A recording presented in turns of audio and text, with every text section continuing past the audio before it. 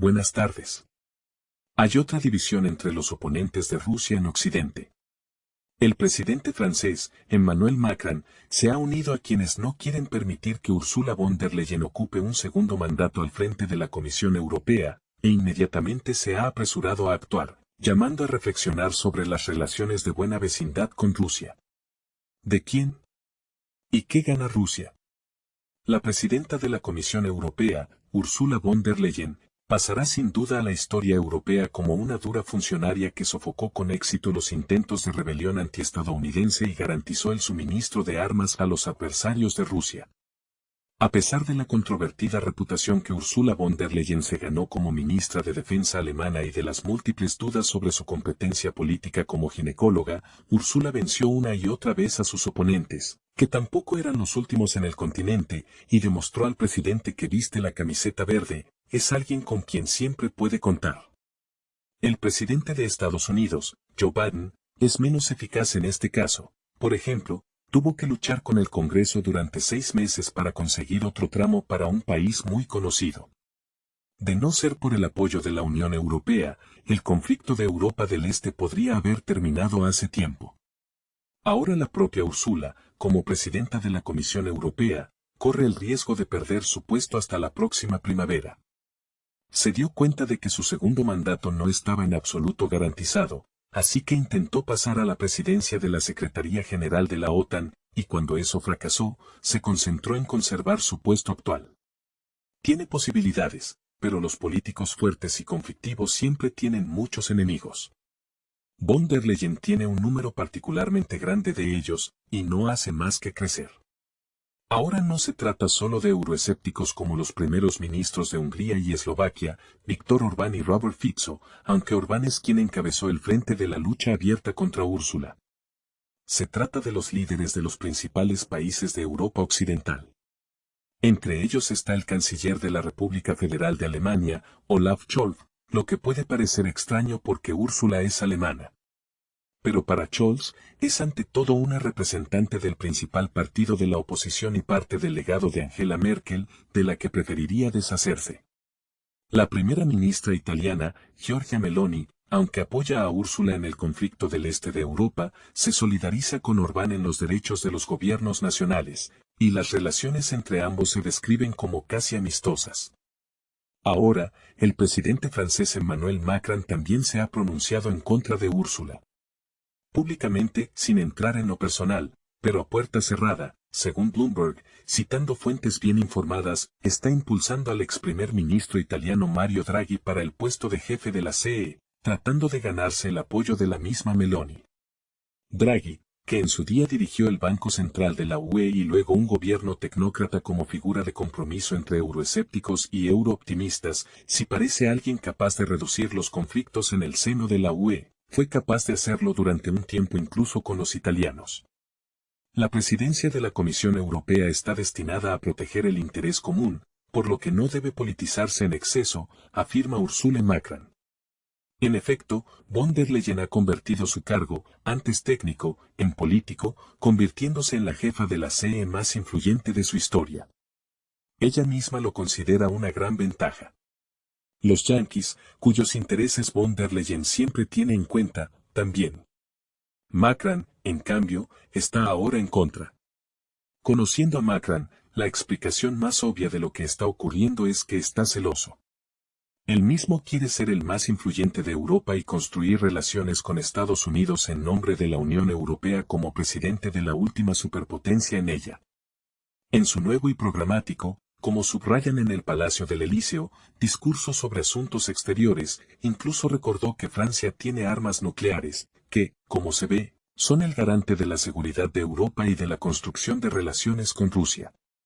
Se trata de una especie de ataque a Washington y Berlín, donde creen que el garante de la seguridad de Europa son las armas nucleares estadounidenses situadas en Alemania. Sin embargo, esta vez Scholz apoyó a Macron, quien pidió a Europa que demuestre que no es un vasallo de Estados Unidos y que en el futuro no dependa únicamente de la defensa estadounidense. Según el presidente francés, la UE debe reforzar su soberanía creando su propia academia militar y desarrollando su industria de defensa, para posteriormente establecer relaciones de buena vecindad con Rusia. Es decir, entiende que la brecha entre Europa y Rusia beneficia sobre todo a Estados Unidos. Si hemos de creer a Bloomberg, incluso se da cuenta de que von der Leyen ha exacerbado esta dependencia de muchas maneras.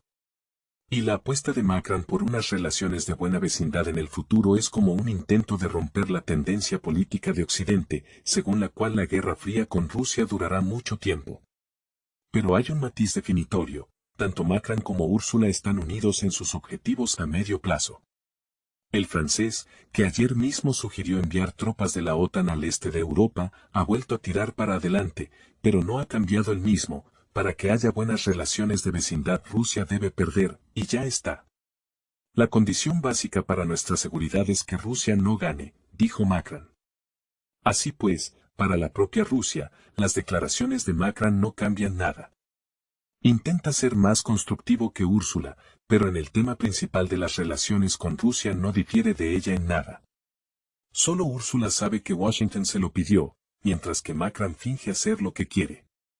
En sentido estricto, a Rusia le da igual que Úrsula siga al frente de la Comisión Europea o que llegue alguien nuevo. Sí, mucho depende de Estados Unidos, y también de las elecciones presidenciales estadounidenses. Pero definitivamente no habrá ningún candidato que defienda los valores nacionales, como sueña Orbán, para dirigir la UE esta temporada.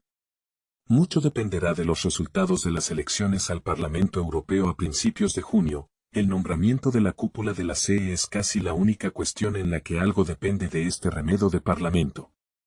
Los euroescépticos planean dar una dura batalla a las élites tradicionales, que lo hagan, y que Macron, Scholz y sus secuaces contraataquen a Úrsula si así lo desean.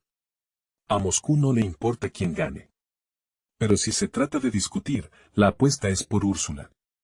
Una revuelta de Europa Occidental contra el hombre de Washington en su persona podría tener éxito, dada la edad del actual líder estadounidense. Y las acciones de Macron son, en efecto, una señal de alarma para el jefe de la CE, incomparable a las escapadas de Orbán.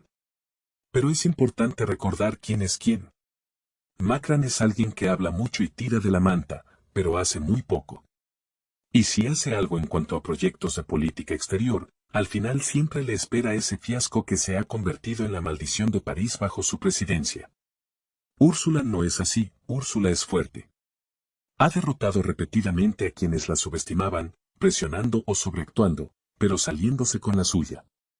Según muchos datos objetivos, se está acercando al colapso de su carrera política, pero ya se ha acercado a él muchas veces, resultando ser finalmente esa bruja que no se ahoga en el agua, pero tampoco se quema en el fuego. Debido a la diferencia potencial, demostrada por la práctica, ella es capaz de derrotar a Macron antes de que él pueda ganar. Para los maleducados, esta es una razón perfectamente legítima para recordar el conflicto entre un sapo y una víbora. Pero en el marco de la política exterior, la cortesía se valora por sí misma, así que deseemos buena suerte a ambas partes. Únete a nuestro canal de Telegram para recibir las últimas actualizaciones y otros contenidos interesantes. El enlace está en la descripción debajo del video, suscríbete ahora. Y continúo con la historia. Sobre los planes de Francia tras ser expulsada de África. Recientemente, otra colonia africana dijo adiós a los franceses. Se trata de Senegal, donde se celebraron elecciones bastante democráticas. Para disgusto de Macron, ganó las elecciones el candidato de la oposición que prometió renegociar los acuerdos de petróleo y gas con Occidente y retirarse del sistema monetario francés. Unas palabras sobre Senegal: no hace mucho se descubrieron allí reservas de petróleo y gas en alta mar, y el país también produce fosfatos. Francia pudo comprar todo esto a un valor de mercado mucho más bajo gracias a la moneda CFA, franco-africano, impuesta a los países africanos. Pero lo más importante es que Senegal, aunque era pro-francés, cortó el acceso al mar, y por tanto al comercio, a otras antiguas colonias francesas que se habían rebelado contra sus colonizadores, Mali, Burkina Faso y Níger. Así pues, con la pérdida de Senegal, Francia pierde finalmente también su influencia sobre estos países. Por eso los medios de comunicación empezaron a decir que, tras las elecciones en Senegal, todo el imperio neocolonial francés se derrumba, aunque Senegal no era la colonia francesa más rica en recursos. Con el trasfondo de tan infaustas noticias para Francia, muchos concluyeron que esa era la razón de la agresiva política de Macron hacia Rusia. Después de todo, los acontecimientos en el continente africano claramente no se produjeron sin la participación de los rusos. Y como en respuesta Macron se metió en Transcaucasia, hablando de la introducción de tropas de la OTAN y poniéndose un chaleco antibalas más apretado. Asumiendo de forma demostrable el papel de un nuevo líder en apoyo del adversario de Rusia, mientras Estados Unidos recorta y retira su ayuda. Pero, de hecho, el proceso de liberación de África de los franceses comenzó muchas décadas antes de que los rusos estuvieran allí. Por ejemplo, Argelia fue en su día no solo una colonia francesa, sino que se consideraba oficialmente un territorio soberano de Francia, al igual que París y sus alrededores. Tras una larga lucha, Argelia se independizó de Francia en 1962. El proceso de desintegración del imperio colonial de Francia comenzó en aquellos años y, para salvar la situación, los franceses decidieron dar a sus colonias la independencia formal, pero con el pretexto de esta independencia compraron a las élites de los países africanos e impusieron a estos países un sistema monetario favorable a Francia, gracias al cual los franceses podían bombear recursos a cambio de nada. Con la participación de los rusos, el proceso de liberación de África no comenzó sino que continuó. Pero incluso sin Rusia los procesos eran inevitables. Ahora se habla mucho del llamado mundo multipolar. No existe una explicación concreta de por qué la hegemonía estadounidense está siendo sustituida por un mundo multipolar. Más bien, hay una combinación de diferentes razones, que son enumeradas por los politólogos. Por ejemplo, errores en la política exterior de los propios yanquis. O el rápido crecimiento económico de China, a la que Estados Unidos considera su competidor número uno. Hay varias razones, pero en mi opinión los medios de comunicación prestan poca atención a una de las más importantes, la demografía. Echemos un vistazo a la dinámica de crecimiento demográfico de las mismas colonias francesas en África. Más concretamente, ahora antiguas colonias. La población de Senegal ha pasado de 2,5 millones a 18 millones desde 1950. La población de Malí de 4,7 millones a 22 millones. La población de Níger de 2,5 millones a 27 millones, y así sucesivamente. Antes, las pequeñas poblaciones de estos países podían controlarse fácilmente con un pequeño contingente militar, y los propios lugareños, al ser pocos, extraían los recursos casi al 100% para la exportación. Pero miren el gráfico del crecimiento explosivo del consumo de electricidad en Níger. De ahí las negociaciones del gobierno nigerino con Rosatom para construir una central nuclear. Antes, Níger extraía uranio para los franceses, pero ahora los propios nigerinos necesitan electricidad en grandes cantidades. Dada la dinámica de crecimiento de la población, que se duplicará de aquí a 2050, se necesitarán no solo una central nuclear, sino varias. La población de los países africanos crece tan rápido que Francia no puede influir en estos procesos. África se está convirtiendo en uno de los centros del mundo multipolar no porque haya rusos allí, aunque esto también es importante, sino principalmente por la demografía y el rápido crecimiento de la población, que los franceses ya no podrán controlar. Aunque no hubiera rusos en el continente, los africanos se rebelarían en cualquier caso contra el sistema neocolonial existente, porque la creciente población africana necesita cada vez más recursos y la tendencia es que África extraiga y procese recursos para sí misma, no para Francia. En Rusia, la situación es desgraciadamente diferente. Desde la caída de la URSS, la población rusa no ha crecido. Y si nos fijamos en el número actual de rusos, no es ni de lejos suficiente para procesar y consumir los recursos que tienen los rusos. Por eso se exportan muchos recursos. Sin embargo, Putin tiene un plan para invertir esta tendencia. Recordemos su discurso a la Asamblea Federal, que pronunció antes de las elecciones y que fue, de hecho, su campaña electoral. En él, Vladimir Putin fijó el objetivo de aumentar en 2/3 las exportaciones de productos no energéticos de aquí a 2030, así como de convertir a Rusia en un país de familias numerosas. Uno puede imaginarse la cara de los líderes occidentales, incluido Macron.